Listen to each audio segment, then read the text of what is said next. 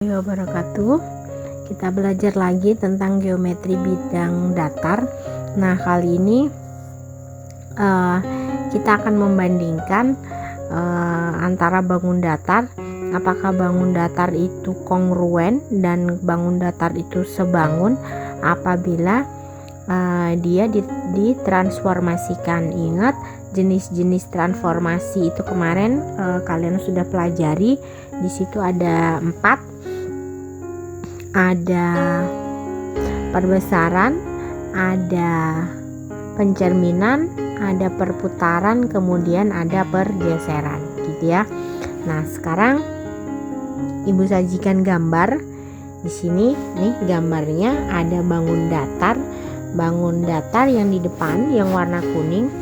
Ini bangun datarnya F aksen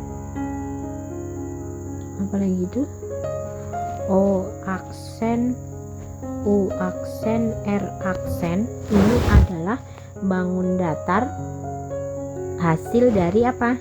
Ini di sini ada kecil, kemudian di sini dia jadi besar. Berarti diapakan? Diperbesar, atau kata lainnya didilatasi. Oke. Jadi bangun datar F aksen, O aksen, U aksen, dan R aksen atau yang di depan ini yang warna kuning ini adalah hasil dari dilatasi atau perbesaran dari bangun yang warna hitam FOUR ini, gitu ya. Nah, hasil perbesarannya dikasih aksen. Ini adalah hasil perbesaran dengan skala 2.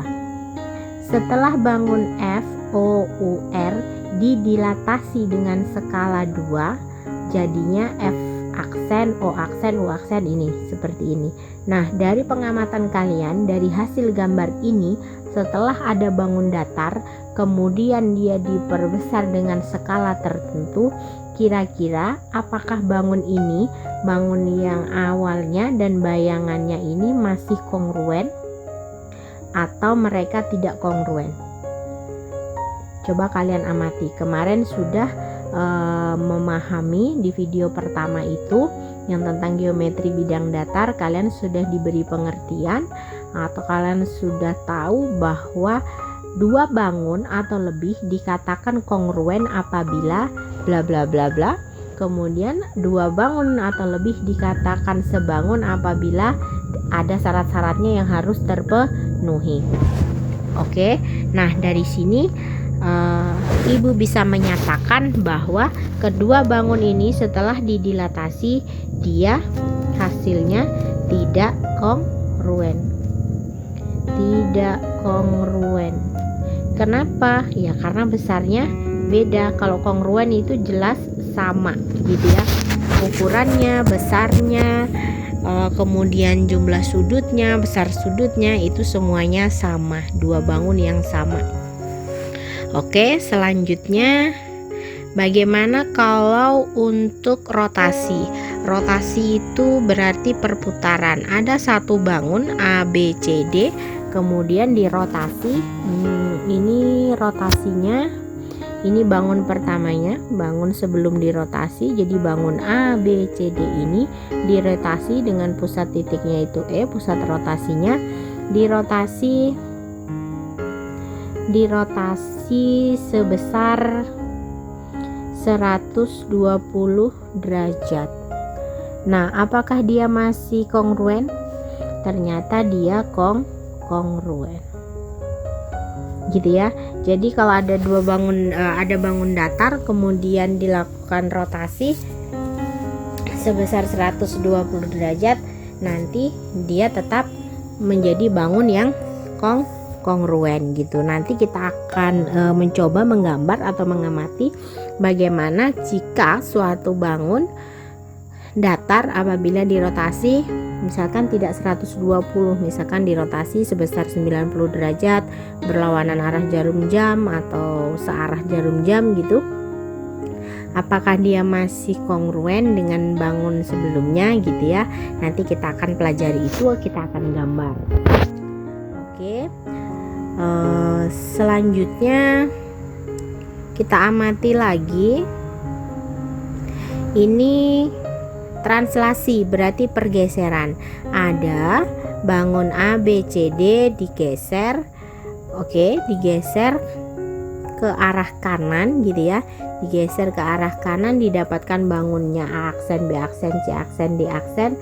Maka di sini sudah sangat terlihat dengan jelas bahwa bangun ini dia kongruen karena dia cuma menggeser, tidak merubah bentuk atau ukuran. Maka dia bisa dinyatakan sebagai dua bangun yang kongruen. Sekarang kita ke refleksi, yaitu pencerminan. Dicerminkan ini sebagai cerminnya. Nah, kalau dicerminkan, bagaimana hasil bayangannya? Bayangannya yang ini. Apakah dia sama bentuknya? Sama, karena dia dicerminkan, jadi karena cerminnya datar, jadi dia tidak merubah bentuk dan ukurannya. Jadi dia termasuk kongruen.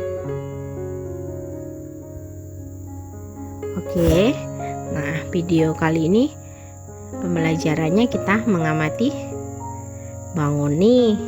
Untuk selanjutnya, sekarang kita amati tentang kesebangunan gitu ya. Apakah dua buah segitiga ini bisa dikatakan sebangun? Kira-kira ini transformasinya apa ya? Dari kecil, kemudian setelah ditransformasi tertentu, dia menjadi ada yang segitiganya jadi besar. Kira-kira apa namanya? Yap, namanya dilatasi atau diperbesar. Nah, dari segitiga ABC itu setelah diperbesar, apakah dia masih bisa dikatakan dia sebangun? Kira-kira seperti apa? Apakah dia sebangun? Dia sebangun karena dia diperbesar.